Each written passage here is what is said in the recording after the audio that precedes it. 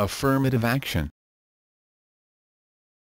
Affirmative action or positive discrimination is the policy of providing special opportunities for, and favoring members of, a disadvantaged group who suffer from discrimination. The nature of positive discrimination policies varies from region to region. Some countries, such as India, use a quota system, whereby a certain percentage of jobs or school vacancies must be set aside for members of a certain group. In some other regions, specific quotas do not exist. Instead, members of minorities are given preference in selection processes. Origins. The term affirmative action was first used in the United States in Executive Order 10925 and was signed by President John F. Kennedy on March 6, 1961. It was used to promote actions that achieve non-discrimination. In 1965, President Lyndon B. Johnson issued Executive Order 11246, which required government employers to take affirmative action to hire without regard to race, religion and national origin.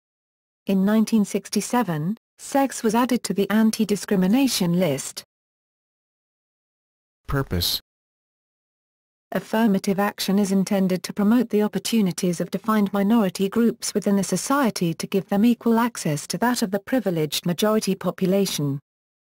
It is often instituted for government and educational settings to ensure that certain designated minority groups within a society are included in all programs. The stated justification for affirmative action by its proponents is that it helps to compensate for past discrimination, persecution or exploitation by the ruling class of a culture, and to address existing discrimination. Women. Several different studies investigated the effect of affirmative action on women.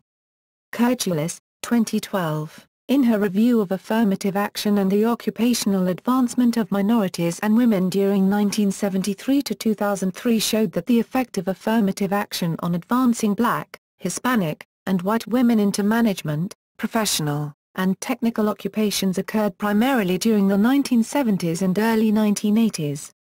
During this period, contractors grew their shares of these groups more rapidly than non-contractors because of the implementation of affirmative action. But the positive effect of affirmative action vanished entirely in late 1980s, which Curtulis says may be due to the slowdown into advanced occupation for women and minorities because of the political shift of affirmative action that started by President Reagan.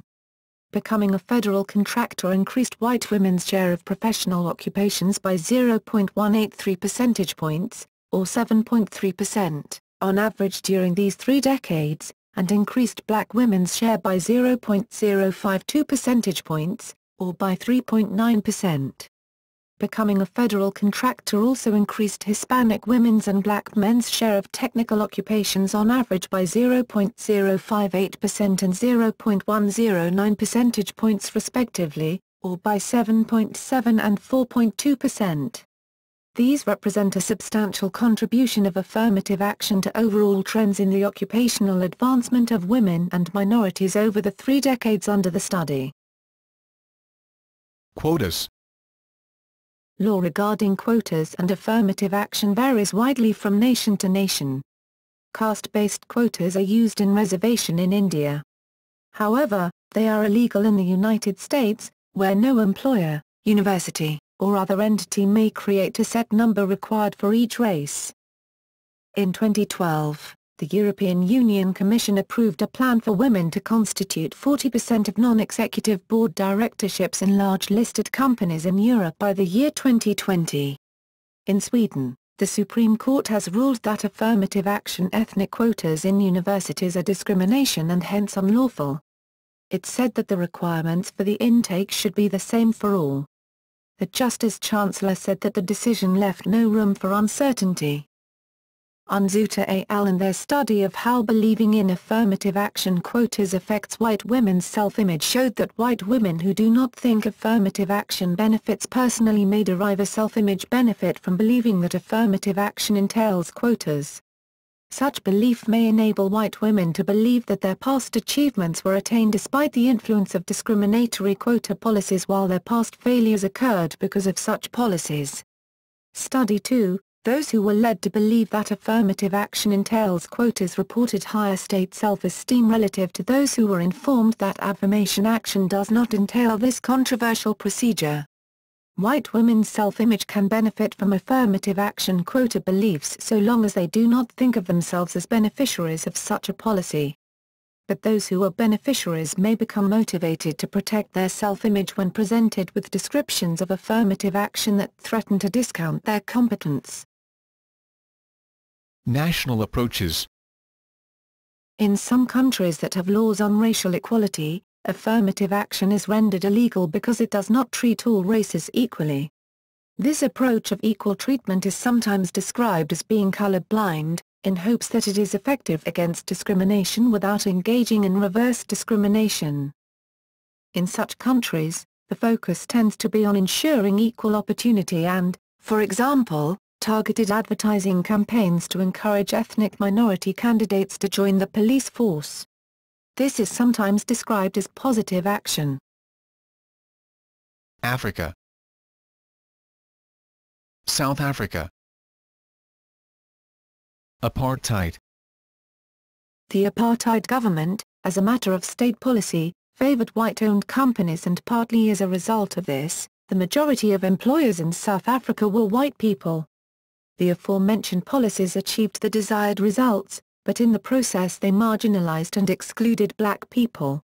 Skilled jobs were also reserved for white people, and blacks were largely used as unskilled labor, enforced by legislation including the Mines and Works Act, the Job Reservations Act, the Native Building Workers Act, the Apprenticeship Act and the Bantu Education Act, creating and extending the color bar in South African labor. For example, in early 20th century South African mine owners preferred hiring black workers because they were cheaper. Then the whites successfully persuaded the government to enact laws that highly restricted the blacks' employment opportunities. Since the 1960s the apartheid laws had been weakened. Consequently, from 1975 to 1990 the real wages of black manufacturing workers rose by 50%, that of whites by 1%. The economic and politically structured society during the apartheid ultimately caused disparities in employment, occupation and income within labor markets, which provided advantages to certain groups and characteristics of people. This in due course was the motivation to introduce affirmative action in South Africa, following the end of apartheid. Post-apartheid employment equity. Following the transition to democracy in 1994, the African National Congress-led government chose to implement affirmative action legislation to correct previous imbalances, a policy known as employment equity. As such, all employers were compelled by law to employ previously disenfranchised groups, blacks, Indians, and coloreds. A related, but distinct concept is black economic empowerment. The Employment Equity Act and the Broad-Based Black Economic Empowerment Act aim to promote and achieve equality in the workplace, in South Africa termed equity, by advancing people from designated groups. The designated groups who are to be advanced include all people of color, women, including white women, and people with disabilities, including whites. Employment equity legislation requires companies employing more than 50 people to design and implement plans to improve the representativity of workforce demographics, and report them to the Department of Labor.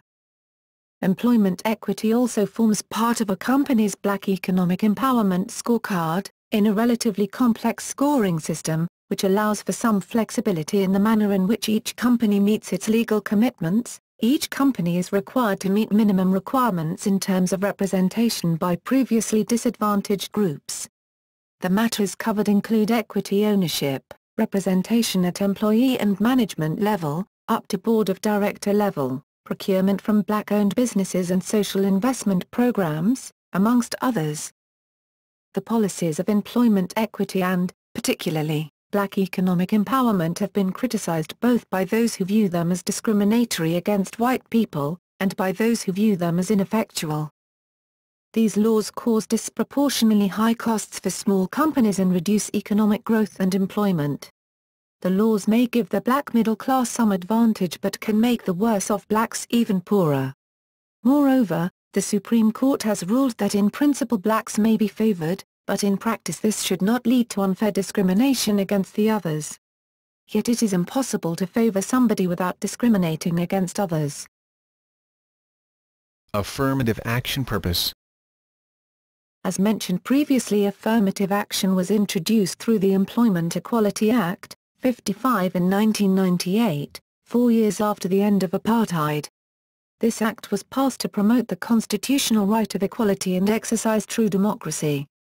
This idea was to eliminate unfair discrimination in employment, to ensure the implementation of employment equity, to redress the effects of discrimination, to achieve a diverse workforce broadly representative of our people, to promote economic development and efficiency in the workforce, and to give effects to the obligations of the Republic as a member of the International Labour Organization. Many embraced the Act. However, some concluded that the Act contradicted itself. The Act eliminates unfair discrimination in certain sectors of the national labour market by imposing similar constraints on another. With the introduction of affirmative action, black economic empowerment, B, rose additionally in South Africa. The B was not a moral initiative to redress the wrongs of the past but to promote growth and strategies that aim to realize a country's full potential. The idea was targeting the weakest link in economics, which was inequality, and which would help develop the economy. This is evident in the statement by the Department of Trade and Industry. As such, this strategy stresses a B process that is associated with growth, development and enterprise development, and not merely the redistribution of existing wealth. Similarities between the B and affirmative action are apparent. However, there is a difference. B focuses more on employment equality rather than taking wealth away from the skilled white laborers. The main goal of affirmative action is for a country to reach its full potential. This occurrence would result in a completely diverse workforce in economic and social sectors, thus broadening the economic base and therefore stimulating economic growth. Outcomes. Once applied within the country, many different outcomes arose, some positive and some negative. This depended on the approach and the view of the Employment Equality Act and affirmative action. Positive. Pre-democracy, the apartheid discriminated against non-white races, so with affirmative action, the country started to redress past discriminations. Affirmative action also focused on combating structural racism and racial inequality, hoping to maximize diversity in all levels of society and sectors. Achieving this would elevate the status of the perpetual underclass and to restore equal access to the benefits of society. Negative. Though affirmative action had its positives, negatives arose.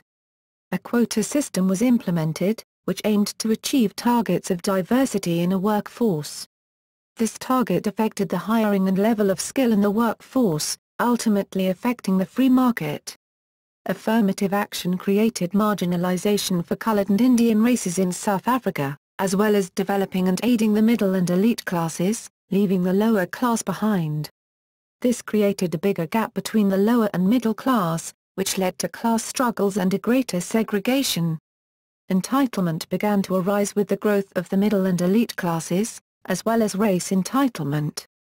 Many believe that affirmative action is discrimination in reverse. With all these negatives, numerous people started to immigrate, of which many were skilled workers, decreasing the skilled labor and workforce of the country. Many of the negative consequences of affirmative action, specifically the quota system, drive skilled labor away, resulting in bad economic growth. This is due to very few international companies wanting to invest in South Africa. With these negative and positive outcomes of affirmative action, it is evident that the concept of affirmative action is a continuous and learning idea. Asia. China. There is affirmative action in education for minority nationalities. This may equate to lowering minimum requirements for the National University Entrance Examination, which is a mandatory exam for all students to enter university. Some universities would set ratios between ethnic minorities and Han Chinese, the majority group in China, at 92% applicants for their student intake. Further, minority students enrolled in ethnic minority-oriented specialities are provided with scholarships and/or pay no tuition, and are granted a monthly stipend. In the labor market, preferential policies require some of the top positions in governments be distributed to ethnic minorities and women. Israel.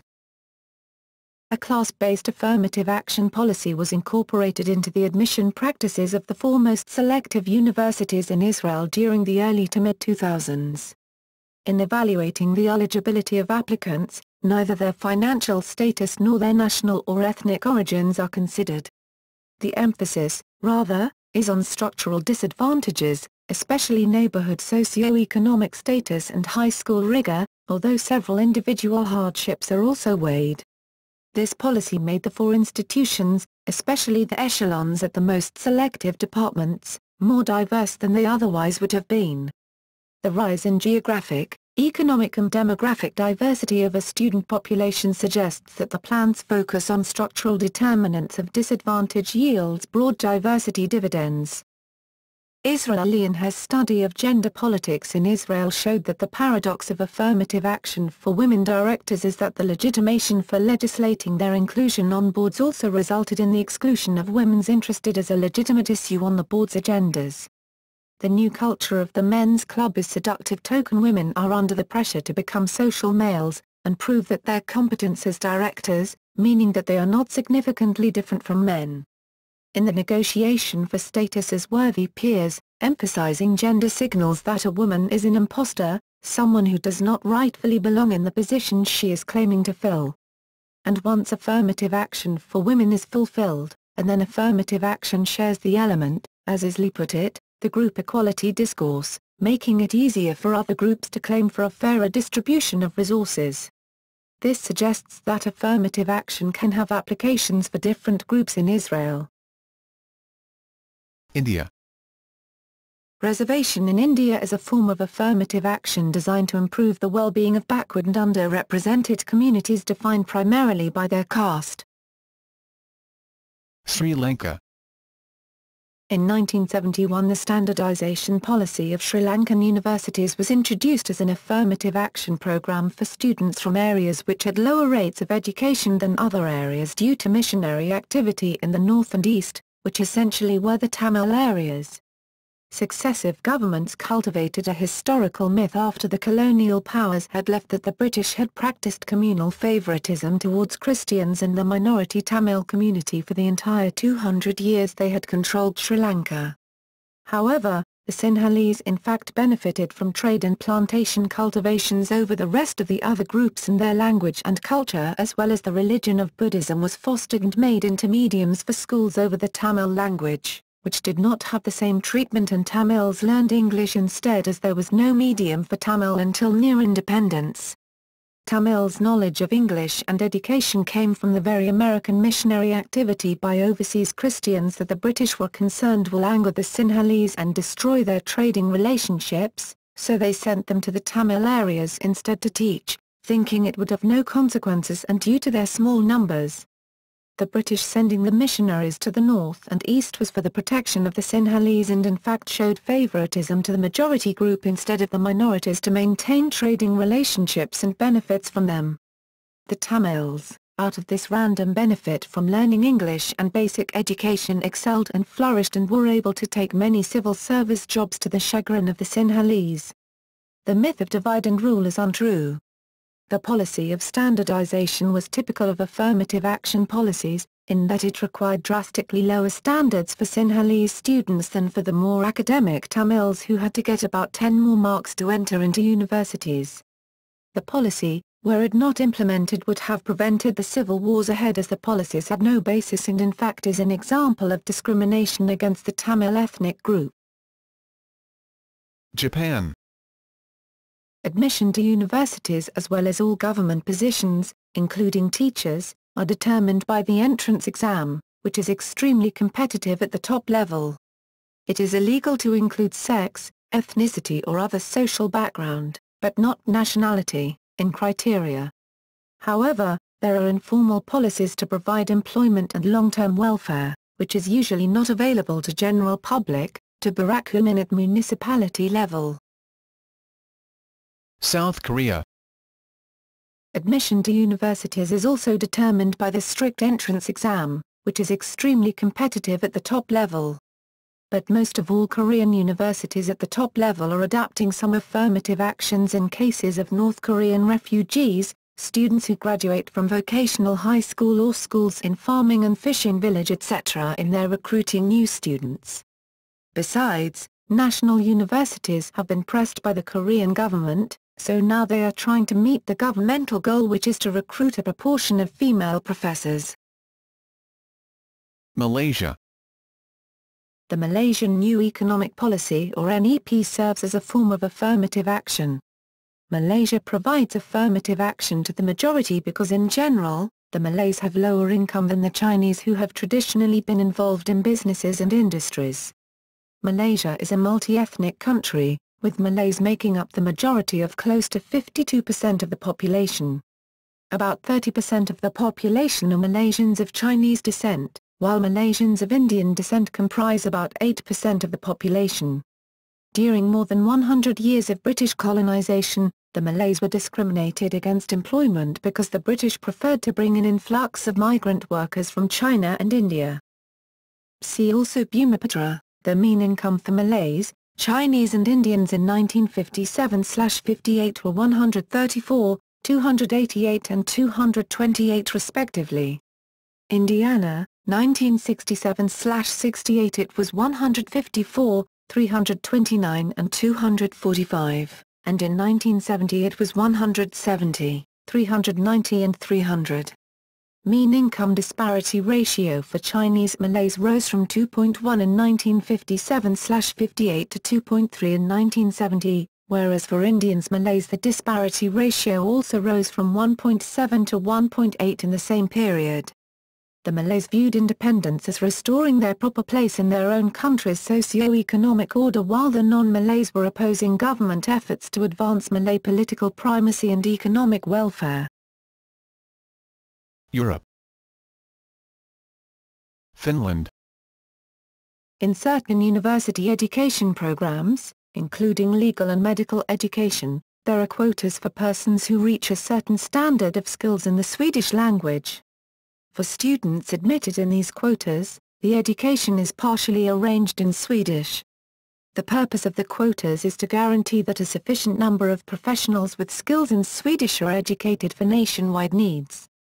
The quota system has met with criticism from the Finnish-speaking majority, some of whom consider the system unfair. In addition to these linguistic quotas, women may get preferential treatment in recruitment for certain public sector jobs if there is a gender imbalance in the field. France. No distinctions based on race, religion or sex are allowed under the 1958 French Constitution. Since the 1980s, a French version of affirmative action based on neighborhood is in place for primary and secondary education. Some schools, in neighborhoods labeled priority education zones, are granted more funds than the others. Students from these schools also benefit from special policies in certain institutions, such as Sciences Po. The French Ministry of Defense tried in 1990 to give more easily higher ranks and driving licenses to young French soldiers with North African ancestry. After a strong protest by a young French lieutenant in the Ministry of Defense newspaper, Armées d'aujourd'hui, this driving license and rank project was cancelled. After the Sarkozy election, a new attempt in favor of Arabian French students was made but Sarkozy did not gain enough political support to change the French constitution. However, highly ranked French schools do implement affirmative action in that they are obligated to take a certain amount of students from impoverished families. Additionally, following the Norwegian example, after January 27, 2014, women must represent at least 20% of board members in all stock exchange-listed or state-owned companies. After January 27, 2017, the proportion will increase to 40%. All male director nominations will be invalid as long as the condition is not met, and financial penalties may apply for other directors. Germany. Article 3 of the German Basic Law provides for equal rights of all people regardless of sex, race or social background. There are programs stating that if men and women have equal qualifications, women have to be preferred for a job. Moreover, the handicapped should be preferred to healthy people. This is typical for all positions in state and university service as of 2007, typically using the phrase "we try to increase diversity in this line of work." In recent years, there has been a long public debate about whether to issue programs that would grant women a privileged access to jobs in order to fight discrimination. Germany's Left Party brought up the discussion about affirmative action in Germany's school system. According to Stefan Zillik, quotas should be a possibility to help working-class children who did not do well in school gain access to a gymnasium, university preparatory school. Headmasters of gymnasium have objected, saying that this type of policy would be a disservice to poor children. In 2009, the Berlin Senate decided that Berlin's gymnasium should no longer be allowed to handpick all of their students. It was ruled that while gymnasiums should be able to pick 70% to 65% of their students, the other places at the gymnasium are to be allocated by lottery. Every child will be able to enter the lottery, no matter how he or she performed in primary school. It is hoped that this policy will increase the number of working-class students attending a gymnasium. The left proposed that Berlin gymnasiums should no longer be allowed to expel students who perform poorly so that the students who won a gymnasium place in the lottery have a fair chance of graduating from that school. It is not clear yet if Berlin's Senate will decide in favor of the left's proposal. There is also a discussion going on if affirmative action should be employed to help the children and grandchildren of the so-called Gastarbeiter gain better access to German universities. One prominent proponent of this was Rolf Dahrendorf. It is argued that the Gastarbeiter willingly came to Germany to help build the industry and this should be honored. Norway. In all public stock companies, ASA, boards either gender should be represented by at least 40%. This affects roughly 400 companies of over 300,000 in total. Siriastad and DeSalle in their study of the effects of affirmative action on presence, prominence, and social capital of women directors in Norway found that there are few boards chaired by a woman. From the beginning of the implementation of affirmative action policy period to August 2009, the proportion of boards led by a woman has increased from 3.4% to 4.3%. This suggests that the law has had a marginal effect on the sex of the chair and the boards remain internally segregated. Although at the beginning of our observation period, only 7 of 91 prominent directors were women. The gender balance among prominent directors has changed considerable through the period, and at the end of the period, 107 women and 117 men were prominent directors. Interestingly, by applying more restrictive definitions of prominence, the proportion of directors who are women generally increases. If only considering directors with at least 3 directorships, 61.4% of them are women. When considering directors with 7 or more directorships, all of them are women. Thus, affirmative action increased the female population in the director position. Macedonia. Minorities, most notably Albanians, are allocated quotas for access to state universities, as well as in civil public services. Romania. Romani people are allocated quotas for access to public schools and state universities. There is evidence that some ethnic Romanians exploit the system so they can be themselves admitted to universities, which has drawn criticism from Roma representatives. Slovakia. The Constitutional Court declared in October 2005 that affirmative action that is providing advantages for people of an ethnic or racial minority group as being against its constitution. Sweden. Special treatments of certain groups are commonplace in Sweden. Leveraging of the opportunities of these groups is encouraged by the state. United Kingdom. Part of the Northern Ireland peace process, the Good Friday Agreement and the resulting Patton Report required the police service of Northern Ireland to recruit equal numbers of Catholics and Protestants in order to reduce any possible bias towards Protestants. The Sex Discrimination, Election Candidates Act 2002 allowed the use of all-women shortlists to select more women as election candidates. The Equality Act 2010 established the principles of equality and their implementation in the UK. In the UK, any discrimination, quotas or favouritism due to sex, race and ethnicity among other protected characteristics is generally illegal in education, employment, during commercial transactions, in a private club or association, and while using public services. North America. Canada. The Equality section of the Canadian Charter of Rights and Freedoms explicitly permits affirmative action-type legislation, although the Charter does not require legislation that gives preferential treatment.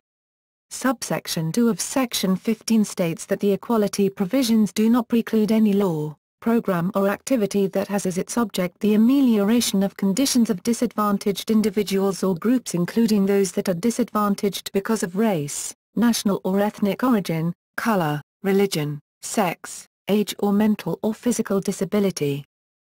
The Canadian Employment Equity Act requires employers in federally regulated industries to give preferential treatment to 4 designated groups: women, people with disabilities, Aboriginal people, and visible minorities. In most Canadian universities, people of Aboriginal background normally have lower entrance requirements and are eligible to receive exclusive scholarships. Some provinces and territories also have affirmative action-type policies. For example, in Northwest Territories in the Canadian North, Aboriginal people are given preference for jobs and education and are considered to have P1 status. Non-Aboriginal people who were born in the NWT or have resided half of their life there are considered a P2, as well as women and people with disabilities.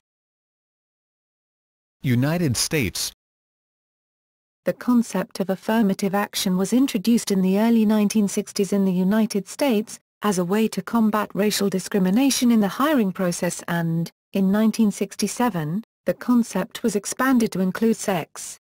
Affirmative action was first created from Executive Order 10925, which was signed by President John F. Kennedy on March 6, 1961 and required that government employers not discriminate against any employee or applicant for employment because of race, creed, color, or national origin, and take affirmative action to ensure that applicants are employed, and that employees are treated during employment, without regard to their race, creed, color, or national origin. On September 24, 1965, President Lyndon B. Johnson signed Executive Order 11246, thereby replacing Executive Order 10925 and affirming federal government's commitment to promote the full realization of equal employment opportunity through a positive, continuing program in each executive department and agency. Affirmative action was extended to women by Executive Order 11375 which amended Executive Order 11246 on October 13, 1967, by adding sex to the list of protected categories. In the U.S. affirmative action's original purpose was to pressure institutions into compliance with the non-discrimination mandate of the Civil Rights Act of 1964. The Civil Rights Acts do not cover veterans, people with disabilities, or people over 40. These groups are protected from discrimination under different laws. Affirmative action has been the subject of numerous court cases, and has been questioned upon its constitutional legitimacy. In 2003, a Supreme Court decision regarding affirmative action in higher education, Grata v. Bollinger, 539 U.S. 244, Supreme Court 2003, permitted educational institutions to consider race as a factor when admitting students, but ruled that strict point systems, such as the one previously used by the University of Michigan Law School, are unconstitutional. Alternatively, some colleges use financial criteria to attract racial groups that have typically been underrepresented and typically have lower living conditions. Some states such as California, California Civil Rights Initiative, Michigan, Michigan Civil Rights Initiative, and Washington, Initiative 200, have passed constitutional amendments banning affirmative action within their respective states. Conservative activists have alleged that colleges quietly use illegal quotas and have launched numerous lawsuits to stop them. Oceania. New Zealand. Individuals of Maori or other Polynesian descent are often afforded improved access to university courses, or have scholarships earmarked specifically for them. Affirmative action is provided for under Section 73 of the Human Rights Act 1993 and Section 19(2) of the New Zealand Bill of Rights Act 1990. South America. Brazil. Some Brazilian universities, state and federal, have created systems of preferred admissions, quotas, for racial minorities, blacks and native Brazilians, the poor and people with disabilities. There are also quotas of up to 20% of vacancies reserved for people with disabilities in the civil public services. The Democrats Party, accusing the board of directors of the University of Brasilia of Nazism, appealed to the Supreme Federal Court the constitutionality of the quotas the university reserves for minorities. The Supreme Court unanimously approved their constitutionality on April 26, 2012. International organizations. United Nations. The International Convention on the Elimination of All Forms of Racial Discrimination stipulates, in Article 2.2, that affirmative action programs may be required of countries that ratified the convention, in order to rectify systematic discrimination.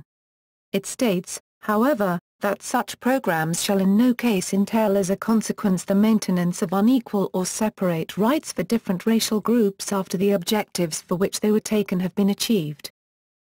The United Nations Human Rights Committee states that the principle of equality sometimes requires states parties to take affirmative action in order to diminish or eliminate conditions which cause or help to perpetuate discrimination prohibited by the Covenant.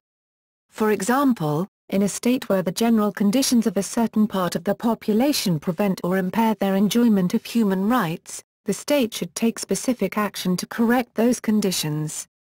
Such action may involve granting for a time to the part of the population concerned certain preferential treatment in specific matters as compared with the rest of the population. However, as long as such action is needed to correct discrimination, in fact, it is a case of legitimate differentiation under the Covenant. Support. The principle of affirmative action is to promote societal equality through the preferential treatment of socio-economically disadvantaged people. Often, these people are disadvantaged for historical reasons, such as oppression or slavery. Historically and internationally, support for affirmative action has sought to achieve a range of goals, bridging inequalities in employment and pay, increasing access to education, enriching state, institutional, and professional leadership with a full spectrum of society, redressing apparent past wrongs, harms, or hindrances, in particular addressing the apparent social imbalance left in the wake of slavery and slave laws. Polls. According to a poll taken by USA Today in 2005, majority of Americans support affirmative action for women, while views on minority groups were more split. Men are only slightly more likely to support affirmative action for women, though a majority of both do. However, a slight majority of Americans do believe that affirmative action goes beyond ensuring access and goes into the realm of preferential treatment. More recently, a Quinnipiac poll from June 2009 finds that 55% of Americans feel that affirmative action in general should be discontinued, though 55% support it for people with disabilities. A Gallup poll from 2005 showed that 72% of Black Americans and 44% of white Americans supported racial affirmative action, with 21% and 49% opposing, with support and opposition among Hispanics falling between those of blacks and whites. Support among blacks, unlike among whites, had almost no correlation with political affiliation. A 2009 Quinnipiac University Polling Institute survey found 65% of American voters opposed the application of affirmative action to gay people, with 27% indicating they supported it. A Ledger poll taken in 2010 finds 59% of Canadians oppose considering race, gender, or ethnicity when hiring for government jobs. Criticism. Opponents of affirmative action such as George Shea believe that affirmative action devalues the accomplishments of people who are chosen based on the social group to which they belong rather than their qualifications, thus rendering affirmative action counterproductive. Opponents, who sometimes say that affirmative action is reverse discrimination, further claim that affirmative action has undesirable side effects in addition to failing to achieve its goals. They argue that it hinders reconciliation, replaces old wrongs with new wrongs, undermines the achievements of minorities, and encourages individuals to identify themselves as disadvantaged, even if they are not. It may increase racial tension and benefit the more privileged people within minority groups at the expense of the least fortunate within majority groups, such as lower-class white people. They claim that cases such as Fisher v. University of Texas are few of the many examples that show how reverse discrimination can take place. In 2008, Abigail Fisher, who is a native to Texas, sued the University of Texas at Austin, claiming that she was denied admission to the university because she was white. The students that are of top 10% in the applicants of the University of Texas are admitted, and there are students that compete to barely make it in on the threshold, such as Abigail Fisher. In such cases, race becomes an important factor in deciding who gets admitted to the university, and Fisher argued that discriminating and accepting students according to their race is a violation of the Equal Protection Clause of the 14th Amendment, which ensures equal protection of the law and the citizen's privilege as a citizen of United States. The constitutionality of affirmative action in college admissions is now before the Supreme Court in the 2013 landmark case Fisher v. University of Texas. American economist, social and political commentator, Dr. Thomas Sowell identified some negative results of race-based affirmative action in his book, Affirmative Action Around the World, an empirical study. Sowell writes that affirmative action policies encourage non-preferred groups to designate themselves as members of preferred groups, that is, primary beneficiaries of affirmative action, to take advantage of group preference policies. That they tend to benefit primarily the most fortunate among the preferred group, for example, upper and middle-class blacks, often to the detriment of the least fortunate among the non-preferred groups, for example, poor whites or Asians. That they reduce the incentives of both the preferred and non-preferred to perform at their best, the former because doing so is unnecessary and the latter because it can prove futile, thereby resulting in net losses for society as a whole. And that they increase the animosity toward preferred groups. Mismatching. Mismatching is the term given to the negative effect that affirmative action has when it places a student into a college that is too difficult for him or her.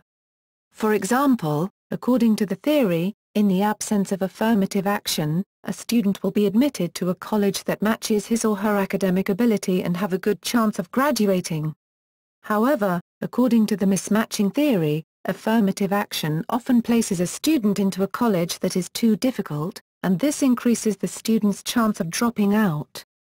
Thus, according to the theory, affirmative action hurts its intended beneficiaries, because it increases their dropout rate.